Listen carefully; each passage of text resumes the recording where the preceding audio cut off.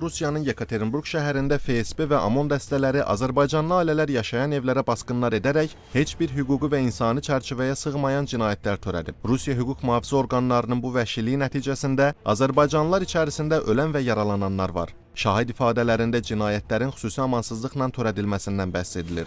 Baş verənlər Rusiyada xüsusi polis zorakılığının olduğunu bir daha sübut edir. Bu cür ağır faciə baş verməsinə baxmayaraq, hələ də Rusiya istintaq orqanları cinayətdə əl olan şəxslərin aşkarlanıb məsuliyyətə cəlb edilməsi istiqamətində heç bir addım atmayıb. Bu isə baş verən hadisənin məhz dövlət xətti ilə təşkil edilməsi fikrini ortaya qoyur. Rusiyada uzun illərdir ki, Azərbaycanlılara, Qazaxlara, Qırğızlara, Türkmənlərə və digər xalqlara qarşı keçirilən diskriminasiya, şovinist və islamofob siyasət aparılır. Bu siyasətin arxasında isə heç şübhəsiz ki, birbaşa Vladimir Putin durur. Əks halda hüquq mühafizə orqanları bu miqyasda qanunsuzluq edə bilməzdi. Bu onu göstərir ki, Rusiyada ciddi şəkildə cəzasızlıq mühiti var. Hüquq sistemi işləmir və bu vəziyyətdən həm də digər xalqları əzmək üçün istifadə edilir. Bu, Putinin uzun illər ərzində Rusiyada formalaşdırdığı imperiya siyasətinin ən bariz təzahürüdür. Öz vətəndaşlarının belə hüquqlarına hörmət etməyən bir ölkənin digər millətlərə qarşı bu cür münasibətində qeyri-adi heç nə yoxdur. Cinayətə qanuni donqə indirmək üçün Rusiya dövləti iddia edir ki, həmən şəxslər cinayətkardır. Əgər əməliyyat keçirən hüquq mühafizə orqanlarının iddiası doğrudursa, niyə onlara qarşı qeyri-qanuni tədbir həyata keçirilib? Məgər Rusiya dövləti öz vətəndaşı hansısa cinayəti törətdikdə onu xüsusi amansızlıqla qətlə yetirir? Digər bir məsələ isə öldürülən şəxslərin silahlı müqavimət göstərdiyi barədə iddiadır.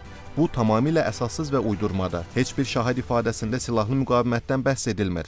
Əksinə, həmin insanların xüsusi amansızlıqla öldürüldüyü deyilir. Onlara bu cür amansız münasibətin göstərilməsinin tək səbəbi sırf Azərbaycanlı olmalarıdır. Hər halda bu ən güclü ehtimaldır.